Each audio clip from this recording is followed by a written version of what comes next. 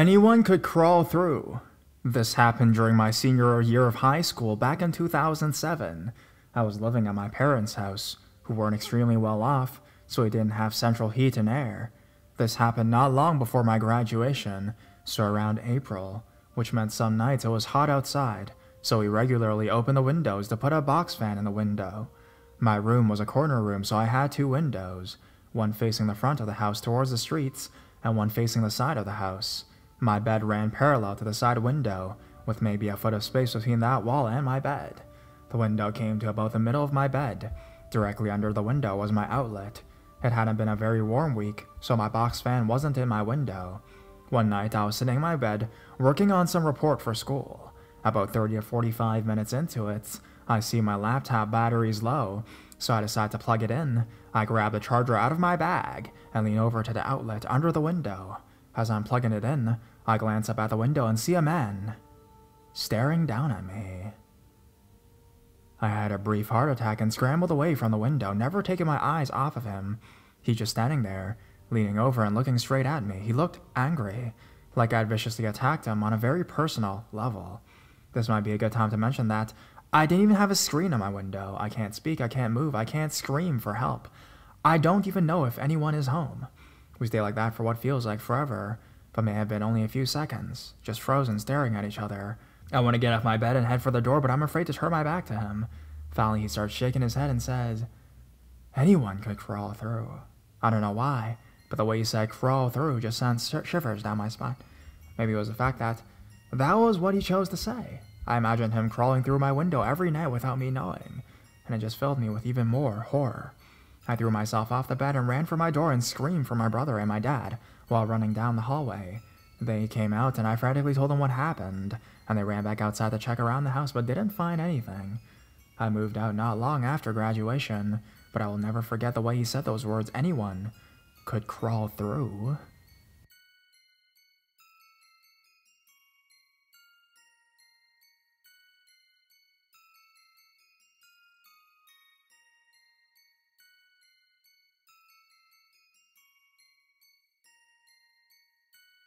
The body dump. I've posted this before and a couple Ask Reddit threads that both died off with little interest. I thought I would post it here, seeing as it might be a better fit. Okay, so several years ago now, back in April of 2009 IRRC, I just gotten through winter quarter the first time I went to college, and was taking some nice advantage of spring break. I, along with 3 friends, decided to go outdoors, as it was the first truly nice day of the year. So I live in western Washington, and there is a stretch of road that hugs the edge of Bellingham Bay and Samish Bay north of Puget Sound. It is called Chuckanut Drive, and it's a cool stretch of road to drive, as it hugs a cliff face for a while and overlooks the water. Along the way, there are a number of turnoffs to get a picture and other touristy stuff. Anyways, my friends and I drove up there and pulled into one such turnoff, with the intention of hiking down to the water and enjoying some lunch, beer, weed, and just enjoy the day. Now, the trail we took towards bottomed out next to a set of train tracks that hugged the coastline like the highway above it. This is a relevant detail here, as many transients and other assorted weirdos traveled its lengths quite often. In fact, we sat on a driftwood on the other side of the tracks next to the bay and watched several go by as we hung out. No one bothered us, and we didn't bother them, but half of them were not completely dressed, and things like blankets and even tarps were a common sight to see draped over them. We were there maybe an hour or so before realizing that the place was actually way more boring than we thought it would be, and decided to head out and find something else to do. So, as we were leaving, we spotted what looked like a far better path back up than the one we came down on and chose it instead. And this is where our day took a bit of a turn. Not long after we started hiking up this new trail, we all saw what was obviously a blanket or something wrapped around something else. It was easy enough to see that it was covering something big and solid, but not as big as a full-grown human being. But we knew instantly it was a body. To this day, I can recall how I kept chanting in my own head, "Don't be a child. Don't be a child.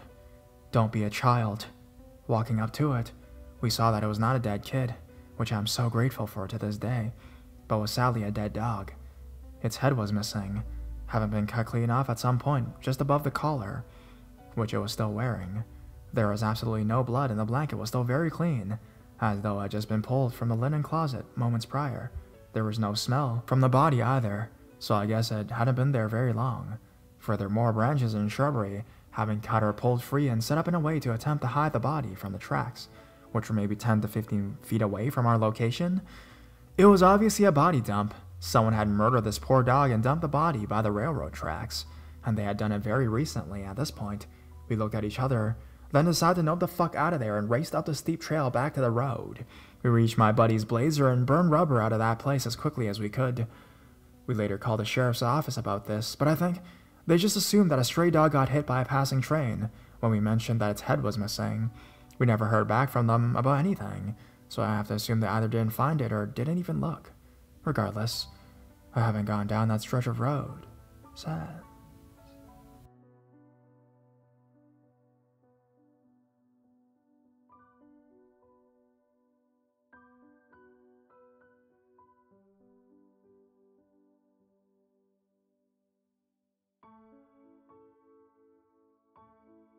Black humor is no excuse. I work in a small bakery in Delhi, which unfortunately has been suffering a downturn in business the past few years. To make ends meet, the owners have reduced the number of employees working per shift from 2 people down to 1 person. No one honestly really likes the idea, but we make do if we want to stay open. A few Aprils back, I was working the closing shift, which was going along a hitch without any incidences, until roughly 1 hour before I lock up and get ready to leave. An elderly gentleman, roughly 75 years old, came in, looking quite dapper in suit and nice trench coat, with a trilby and thick frame glasses. I went to the closet portion of the L-shaped counter to greet him, and asked if I could help him with anything. I barely got the last word out before he snapping, "I know what I goddamn want yet, I'll punch you in the face!" I've worked in customer service for a while, but this was the first time I've been told that. Whatever, I stand there stunned. After looking around the store for a few minutes, Mr. Gruff came to the counter and I tried again. He was still a little rough, but much less than the first attempt. After a few minutes of chit-chat, he actually became pleasant. I figured the part about punching me in the face had been a joke. That is, until out of the blue he told me he liked to rape me. Whoa, what? At this point in time, we're at the end of the bakery counter, where there is an opening to the store floor, and he took advantage of it, come around the case, getting real close to me to say, "We'll have to go in the back. I can't get it up in front of cameras." It wouldn't be a stretch to say I was freaking the fuck out. I don't like people invading my personal bubble when I'm not getting threatened with rape, so this was understandably much worse. I was the only person in the whole building at the time, so it's not like I could call for help either. The old man went back to the proper side of the case, and I should have booked it to the back to call the cops then, but fear held me rooted in place. Plus, I had the fear that if I went into the back room to the phone, he might just follow me, senior citizen or not. Hindsight tells me I'm incredibly dumb for this, but fear is damn powerful. The old guy continues on like nothing happened, telling me how being born in Argentina, and how there were Nazis there, and a bunch of other random things that I'm pretty sure I blanked out on, because I was still freaking out. I must have faked it pretty well though, because he stuck around for another 20 minutes buying things. During that time, he eventually tells me, "Sorry for my black humor, but my wife is dying and my daughter has severe bipolar and it's how I cope. Let's stop for a spell here. I adore black humor. Utilize it all the time with family and friends. Telling a woman who is just trying to do her job that you're going to assault and rape her is not black humor." When I finally got this creep to the register to check out, I was mentally cheering to myself that yay, he was leaving, of course. My luck's never been very good.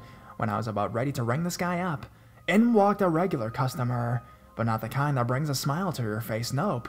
It's another older guy who always put off a creepy vibe of his own. Anyways, the regular waited at the counter while I ran up original creeper, who grabbed my hand as I was handing him the cash and pulled me the few inches over the counter to kiss my cheek, as if that wasn't bad enough on its own. The regular customer chimed in, "Hey, looks like you have 2 old guys hitting on you now." Thankfully, the other guy finally left. I called my boss immediately, and he arrived back at the store. He'd been doing a supply run within a few minutes. Unfortunately, we could never pursue the old guy because he was dressed in a way that made him impossible to identify on video, and he'd paid in cash.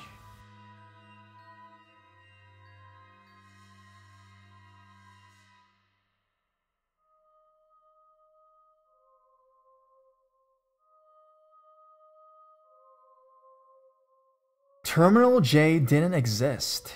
This took place a couple years ago, around April 2011 to be precise. It was the end of my second year in college, and I was about to transfer to a different university for the beginning of my third year. The university I wanted to transfer to was quite a ways away, so I had to take a plane to go to the orientation for the weekend. My parents dropped me off at the airport on Friday and told me I would have to find a ride back when I came back a couple days later. They were going out of town for business, which wasn't a big deal. Everything went as planned at the orientation, and I was having my friend Armando pick me up at the airport back in my hometown. He parked the car and came to find me in the lobby of the airport, which always has tons of people naturally. We started walking back to the parking garage, which barely had any cars in it. It was a late flight. We get into this car, he reverses out of the spot, and we drive maybe 15 feet or so before a disheveled, homeless-looking man wearing a ragged beanie, dirty windbreaker, and a straggly, graying beard runs out in front of the car yelling, "Stop, stop! I need to go to Terminal J!" Armando had to brake the car at once, obviously. We didn't want to run him over. My first reaction was to feel bad that he was about to miss his flights. But in the couple seconds that I got a better look at him while he was standing in front of the car, I noticed there had to be something wrong with the situation. This man had no luggage, no shoes, and said he needed to get on a flight. He was also holding up a piece of what to be cardboard box that had the words Terminal J written on it.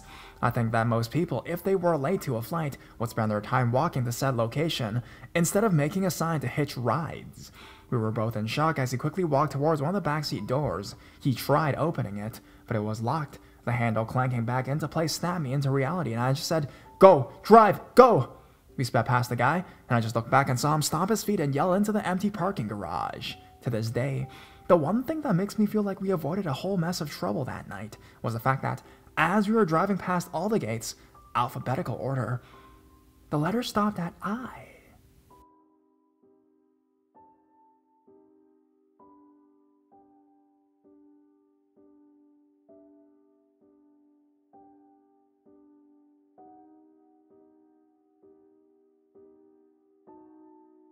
My own personal flasher experience.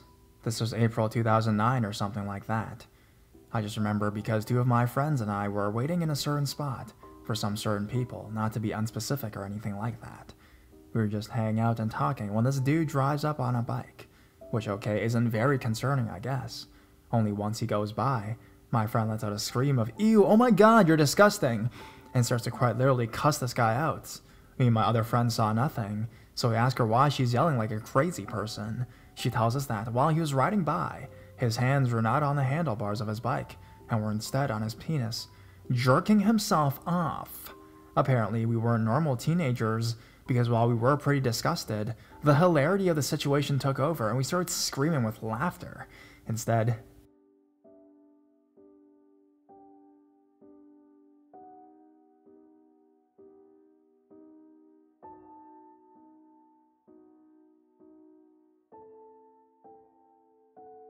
Italian pedophile. Okay, so this happened in 2004 when I was in 5th grade. So my parents decided to take me and my brother to Italy for a couple weeks in April of that year for our spring break.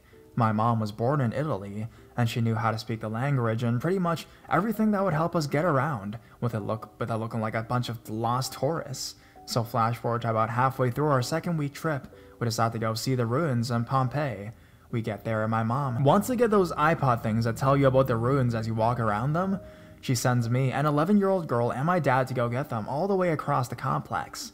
When we finally reach the spot with the audio tours, my dad asks someone for help with translating, to which we meet an older man who is probably a little bit drunk. While my dad goes to pay for audio tours, the man takes me by the arm and pulls me aside. Putting his arm around me with a thick Italian accent, he says, "So you're American? I've heard what dirty girls Americans are." Me being the innocent child that I was said, "Well, actually us Americans are very clean people. I take showers every day." He responded with a sly grin and then said, "I'm not very good at being clean. Can you help me wash one day?" At this point, I semi-knew where this was going, so I bolted to my dad, and we found our way back to my mom and brother. For the rest of the day, the man attempted to follow us, but ultimately failed, as we got into a bus that goes to and from our hotel. So, creepy Italian pedophile, let's never meet again, and no, I will not help you shower.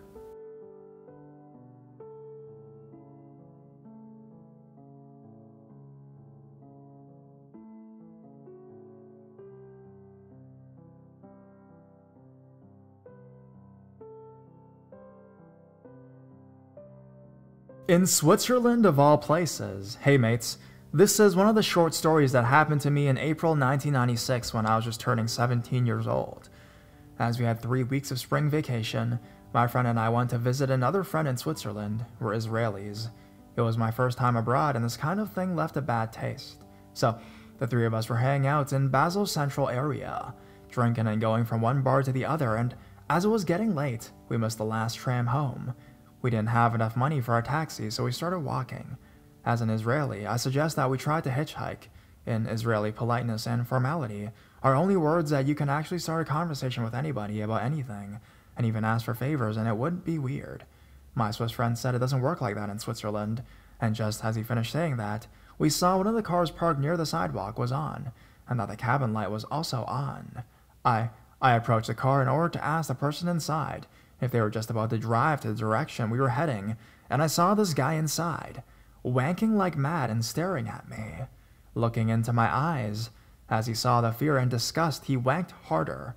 I turned to my friends, and one of them said, "Fuck, he's got a gun on the passenger seat." We started running, and the guy started chasing us with his car. We turned right to the first street we saw, and since there were no entry for cars, it was a one-way road. He drove away in order to come around the block and intercept us. As he drove away, we turned back to the main road and ran for about 15 minutes, till we got to my friend's home. 2 days later, I saw this guy in the shopping area, but I couldn't prove anything, so I just got the fuck out of there. Creepy motherfucker.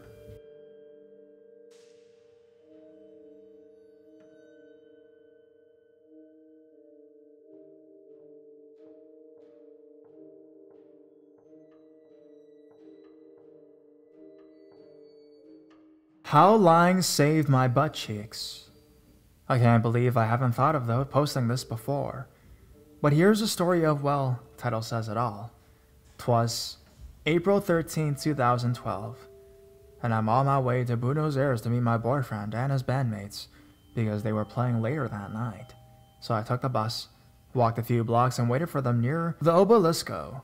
Mind you, that place is really fucking shady at nighttime, and I had no better idea than sitting near an avenue, which was swarming with homeless people on drugs or alcohol. I was minding my own business, waiting for the guys to come pick me up, and out of the corner of my eye I spy a homeless guy, walking towards me on my right, with his left hand on his pocket and fiddling with something. My fight or flight instincts kicked in, and I tried fleeing, but lo and behold, in less than 10 fucking seconds, I had the guy on my left. I still have no idea how he managed to sit beside me so fast. He started saying, "Listen, you whore. Give me all you got or I cut you open. I need money for Paco, a pretty famous Argentinian drug." He pulls something out of his pocket, a knife, thin and large. Here's where it gets funny. I thought, where the fuck did he get my fingernail file? Oh wait, fuck. He pointed at my left thigh and kept saying, "Give me your fucking mobile or I'll slice you up." Now, this is where it gets funnier and so retarded. I said, "I don't have a phone." You remember those old Motorola C135? The tiny but really thick? I had one of those in my pockets of my skinny jeans, and well, the guy noticed that, so I took it out and he laughed. "Nah, keep it. Now give me your money now," he said, as he drew the knife closer to my leg. By then, I was scared, amused, and exasperated, and I did the only thing I could. I lied. "Dude, look, my parents kicked me out of the house. I have no money on me, and I'm waiting for a friend." The guy opened his eyes and said, "Whoa. I'm so sorry, I didn't know. I won't bother you. Now you're one of us." And he left. I started laughing like a maniac as soon as he took off, and walked towards a couple who were fighting. Great timing. I called my boyfriend and started crying like a baby. He told me, "Go to the McDonald's and wait for me there." I did. I took a seat, and just my luck, the security guard kicked me out for occupying someone else's spot. I managed to sneak past the douchebag on duty and hid in the bathroom. My boyfriend called me back, and when I told him what happened, he got really pissed. Now this guy's like Lassie on weed, but the minute he got to McDonald's, his friends and him pretty much got the guy sacked for being an insensitive bastard. And here's where my story ends. But the rest of the night was pretty much of a disaster for the band, unfortunately. And yeah, it was Friday the 13th.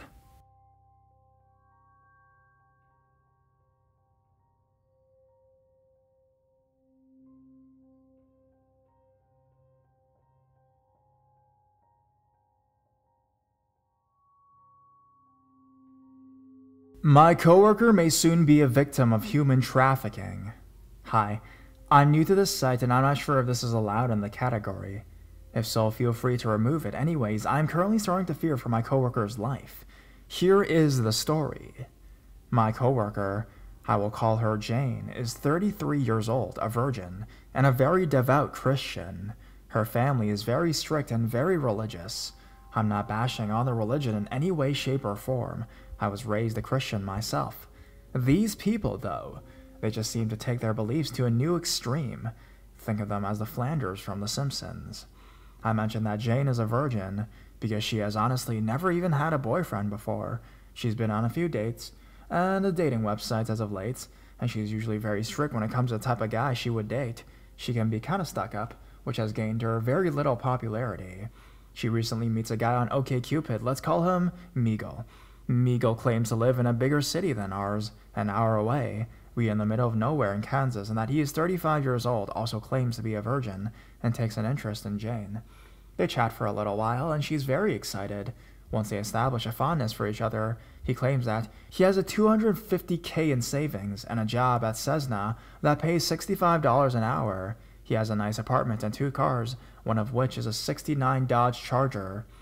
They agree to meet for a first date, and he says he'll drive down here to see her. While driving down here, he claims to get into an accident on the interstate and is left hospitalized.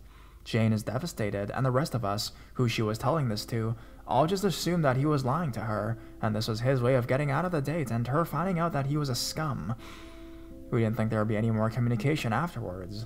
We were wrong. They continued talking, and shortly after getting out of the hospital, he claimed he was hit by a car crossing the streets. His life apparently took a turn for the worst, as he claimed he was laid off from Cessna, his apartment was burglarized, and all his money and his other car were seized by the IRS due to a misunderstanding in his taxes from a few years back. Much to our dismay, Jane decides she doesn't care about these things, and she is willing to continue talking to the man. He soon starts calling her daily and coming over once a week to visit her at work. At this point, we get to meet this guy, and he comes off as your typical loser with a beer belly who lays around on the couch all day, yelling at his woman to bring him a beer. Despite all this money he claims to have, he wears clothes that are way too big for him, usually sweatpants and flip-flops. This earned him the nickname Flip-Flops amongst us at work. He has problems making eye contact with people when he talks to them, and has the creepiest smile. We know right away that he doesn't seem very trustworthy. 3 weeks into their relationship, he shows up at our work and proposes to Jane. She gladly agrees. As we all shake our heads in disbelief, he tells us he got a new job working for Microsoft down in his city. And he tells us that he's now seeing a therapist for his anger and jealousy issues. Many red flags are going off in our heads at this point, but Jane doesn't seem to mind any of it. He moves down here to be with her, after claiming that his family disowned him for wanting to marry a Christian, and that's the reason why she'll never get to meet them. As if this isn't ridiculous and over the top enough, things start to get creepier from here.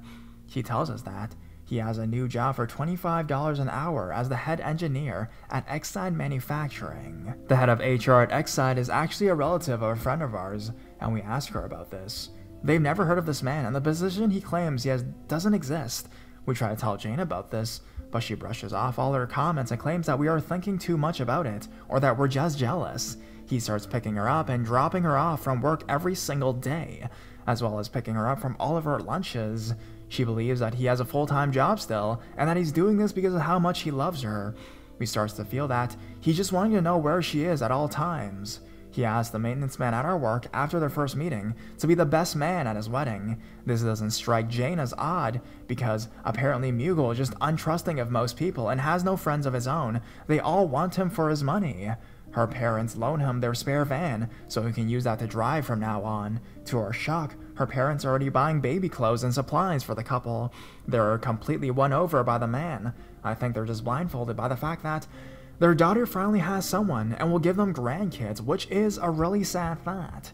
By this point, we've noticed her personality growing slightly more stressed and depressed as time goes on. Now, if you've read up to this point, you're probably thinking, oh, she's just another dumb girl who picked a sleazeball guy who's milking her for all she is worth. And you're definitely not wrong. We all thought the same thing. Until one day, she dropped this little bomb on us. He had just recently told her that he used to be a spec ops in military, the Air Force to be exact, and they decided that they want him to work for them again. They'll pay him $75K for working 3 days, 3 weeks, 3 months. The story's always changing, Something she doesn't find suspicious at all. Testing military equipment that's too dangerous and could be life-threatening. He agrees to the work, and we all think he's copping out of the relationship. She then tells us that if she remains in contact with him, they'll have to get married as soon as possible, and she'll have to be prepared to move away with him. She explained that the military has been calling her and making stops at their house to explain to her that she'll have to marry him immediately, and she needs to be prepared to move to an undisclosed location at any given moment. From that point on, from that location, she'll not be allowed to make any contact with friends or family, since all that is going on is top secret, and she has to prove that she can be trusted. Obviously, all of us are now alarmed, everyone but her and her family. They are delighted that she's with a military man, and are proud that she gets to be a part of something much bigger. The rest of us sane people are trying to figure out what on earth he can be plotting. Is she going to be hijacked into human trafficking? Is he going to murder her? One of our coworkers has just called the human trafficking hotline, and I think that this definitely sounds like something they've seen before. Unfortunately, they can't do anything about it until he actually makes a move and takes her. We're looking into contacting our local police to see if there's anything that can be done about this before she gets the phone call that tells her when they have to make their move. This is all so crazy.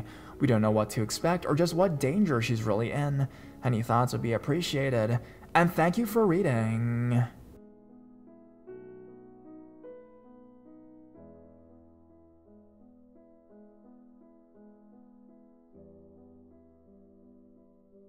Update. The first time I met Mugel, it was on a Fright day at work. We all work in a retail store. Jane and the rest of our department had just finished their fright, and they were allowed to go home for the day. I grumbled as I worked in the department next to them, and had to finish my fright by myself. I worked right next to the time clock, so I saw Jane clock out. About 10 minutes later, a guy shows up in sweatpants and flip-flops. He smiles creepily at me as he wandered around her department. I continue putting up my fright. He walks up to me and hands me a Pepsi. Can you give this to Jane, please? Oh, sorry, dude. She just clocked out for the day. What? His face dropped as he darted to the front door. I shrugged it off and continued working. A few minutes later, he comes back slightly flustered. Her car is still out there. She's still here. I gave him a funny look and stated that I saw her clock out. He stormed off again. A few more moments later, he returns furious. Her car is out there. Where is she? I was a bit alarmed. Jane is pretty obese, so I thought to myself, it was probably taking her that long to get across the street. Do I need to get a manager on you? Where is Jane? Fortunately for me, my boyfriend showed up at the time. Did you say Jane? I just saw her in the parking lot. Flip-Flop stormed out as my boyfriend and I gave each other what the fuck looks. The next morning, Mugo showed up at work and proposed to Jane in our stockroom as we were unpacking boxes. My boyfriend laughed when I told him this. He wasn't surprised that Jane was dating that Neanderthal. Looking back on it now, I think that the fact that Jane could slip through this guy's grasp and actually do something unnoticed by him freaked him out. He didn't have as much control as he wanted. That might have instigated his proposal, making him want to make sure he had complete control over her, which is a terrifying thought. Alright guys, boy was that unexpected for me. As some of you in the comments have seen, I initially tried posting this over a month ago. It however kept getting caught in the algorithm of a bot in this forum, and was flagged and immediately taken down. No matter how many times I edited it, apparently it was a wall of text. I finally got it approved a few days ago, and that's why it's up here now for you to see. As you can imagine, a lot has happened over the past month, and that's why I'm here now to let you all know what has happened since. To those who want the short answer, she is fine now, and the situation is nearly completely resolved. Long answer, keep reading. To answer a few questions, to start with, those of you who've guessed Wichita, KS, you are mostly correct. Wichita is the city where he's from. Geez, you guys are good. Why not hire a PI? Well, quite frankly, I don't have the kind of money for that. Why don't you and your coworkers all pitch in to get one? Honestly, the majority of our coworkers really don't like Jane, and that's putting it nicely. I know this sounds cruel, but most of them were just counting down the days until they didn't have to see her anymore. She always has this bad habit of rubbing people the wrong way. Is she a naive girl? Yes. Is she stupid? Also yes. Ever since I've met her, she's always insisted on being the first to give relationship advice to me and many others. Despite having no experience of her own, she actually is the first to throw in her opinion and give advice of most subjects, usually on stuff that she only thinks she knows everything about.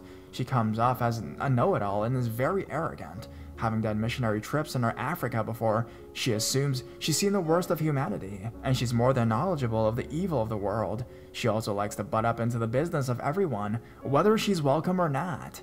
A few coworkers have tried setting her up on dates before, and when she comes back from them, she is usually furious and gives a lecture on how dare you think he was good enough for me. I would also like to state that this is not the direct result of her faith and religion, so you guys can stop throwing that as an excuse. It does play a part of it, but most of it's a fault of her own personality, I would say. I'm a Christian also, and I was also raised a very sheltered life. I didn't have my first date until I was 20 years old, and he became my first boyfriend. I'm very capable, though, of making my own decisions, and my number one rule is not to be an asshole. If my religion calls me to be an asshole, I tell it to fuck off. I never try to force it on anyone. My beliefs are for me and me alone. I understand common sense and reasoning, and though I've been through hardships in my life is actually pretty goddamn decent, so no, I will not take Jane religion or sheltered life as an excuse for ignorance and lack of common sense. Now, with these bits of information, I will continue on to the story. Around the same time the story was originally posted, I think the same weekend, it turns out that Jane and Mugel had a secret wedding ceremony at her church, and were now married. Yes, there was a certificate and everything. Legal. None of his friends or family were present, only Jane's family and their pastor. She hid it from the rest of us for about a week. During these days of us being in the dark, we noticed a lot of mood shifts with her. One day she would come in beaming and happy. The world was perfect for her. The next day, we could see the stress and tell something was wrong. A few of us also noted that, at the same time, that both Jane's and Mugel's Facebook accounts had been deleted. She confided in a coworker that he had a lot of outbursts, and though he hadn't been violent, he had suddenly become a different person. We tried warning her that he was dangerous, but she assured us that he was just insecure from having been cheated on so many times in the past relationships that he had, and that it was nothing. It was sad to say she was definitely in an abusive relationship. The saddest part is seeing a situation like this, and knowing that they can only help themselves at this point, when they refuse to listen to everyone else around them. Jane also had a pet cat that she had nearly for 8 years at this point. Mugel was always getting angry at the cat, accusing Jane of loving it more than him, etc. Her cat likes to paw at its food bowl when you pour food into it, and one day as he was trying to feed it, she playfully pawed. He went into a rage, stating that the cat was trying to attack him, and as punishment, it should go without food. For days, when Jane would come home from work, she would notice her cat getting more depressed and it would cry a lot more. He would assure Jane that the cat is fine, I fed it twice today, or don't feed it or I'll get fat. He was trying to starve and probably abusing her poor cat, and she didn't see this as a sign to leave this asshole? Shortly after these incidences, Jane wound up incredibly sick and had to get rushed to the ER. She had a high fever, but that is the extent of that she told us at work. She didn't return for 3 days. We were terrified that he had tried to poison her or something to get rid of her. She didn't find it strange at all that he wasn't at work for the days she was sick at home. It was this time that word made it to us that they had been married. She came back from work, seemed to be fine. Around this time, Mugel got a phone call from the military stating that he had to report to Fort Scott or top secret weapons testing, and shortly after this, they would have to prepare for their big move. I couldn't begin to tell you how many lies he told that could easily be disproven by a simple Google search. She never questioned him about any of this. Unfortunately for him, the family van of hers that he'd been driving had broken down on his way to the test site, and her father had to bring him home. By pure luck, the military called afterwards and told him that the equipment was testing had exploded and killed a few men, and that he was so lucky to have not turned up that day. They changed his plans, and his next top secret mission would be next of April, and it would be then that he and Jane would get to move. With that said, there are a lot of other information that I don't really want to go to. The story is not over yet, but it's sad to see Jane like this. What do you guys think? Put in the comments below what we should do as a group of friends and as a group of coworkers to help Jane in this obviously very, very abusive relationship, and to just put an end to things. Should we maybe call the police about the whole domestic situation? Wait for Jane to just get enough of this guy? Or maybe even talk to her parents? I have no idea. I hope you guys can give me some advice. And I'll update you guys if there is anything else.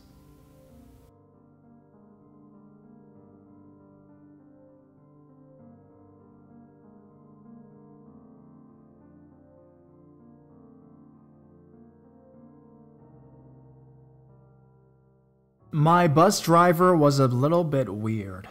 I've never been afraid of taking the bus, but after this encounter, I'm freaked out. I'm a 15-year-old female from Iceland, 5'1", and people often mistake me for a 12-year-old. Let me explain this Icelandic bus system. It's very convenient, and you only have to pay a small amount of money to get literally anywhere in the city. But with Iceland only having around 300,000 people living in it, it can be hard to find people to work as bus drivers, as they basically let anyone get the job if they have a driver's license. So with that being said, I'll begin my story, which happened on a Friday, April the 15th, 2016. Me and my friend had decided to meet our other friend and have dinner at her place, and then go to the movies. I called my friend that invited us for dinner Ada, and my friend that went with me, Ellen. Me and Ellen met up at our place and got ready. Shortly after that, we went to the bus stop. The bus arrived 5 minutes later and we got inside. Ellen asked the bus driver, who was around 50 years old, if the ride was 250 kronos. The bus driver seemed to get pissed off and said it was 210 kronos. He even added, "You're not 18 yet, right?" We figured that it was more expensive for 18 plus, so me and Ellen shrugged it off and took our seats. We were the only people in the bus, which isn't that strange, since this has happened to us before. The bus driver went out to have a smoke and got back in the driver's seat and started driving again. It didn't concern us at first, but he was going in a completely different direction than he was supposed to be headed. We figured he was just turning around, but he kept going to a direction that was headed out of the city, and he did not stop at any of the bus stops. I got worried and I asked Ellen if we should ask him if he goes downtown. Ellen has always been very shy, so I went to ask alone. I asked him very politely, are you heading downtown?" He didn't even look at me, probably concentrated on the road, and said, "No, I'm going home." He checked his rearview mirror and glanced at my friend. He continued, "Aren't you girls the only one in the bus?" I stupidly said yes, and he kept on repeating that he was going home, and I was in complete shock, so I just said, "Okay, I was just asking if you're going downtown," and I returned to my seat. I told Ellen what had happened, and not exaggerating, we both shit ourselves with fear. We didn't know what to do and held each other's hands tightly. We thought we were going to be kidnapped or get raped by this insane bus driver. Calling the police never came up to our minds since we were both in a shock. I was already planning to jump out of the window when he suddenly turned around back to the city. He opened the door and let us out at a bus stop in the outskirts of the city. Me and Ellen ran out the fucking door as fast as we could, and I just had a complete, utter breakdown. I was so scared. We called Ada and told her everything, and we were already 40 minutes late and she was worried sick. In the end, we got to go to our friend's house safe and sound by taking another bus with people in it. I don't know why the bus driver acted like that, and I wonder why he changed his mind and turned around. Was he just pulling a joke on us? I've already let out a complaint to the bus company, but I never got a reply. The man may not be scary to some, but the feeling of fear I was feeling sitting in the bus alone with my friend and a psycho bus driver was overwhelming. Definitely not taking the bus again anytime soon. So, insane Icelandic bus driver, let's not meet again.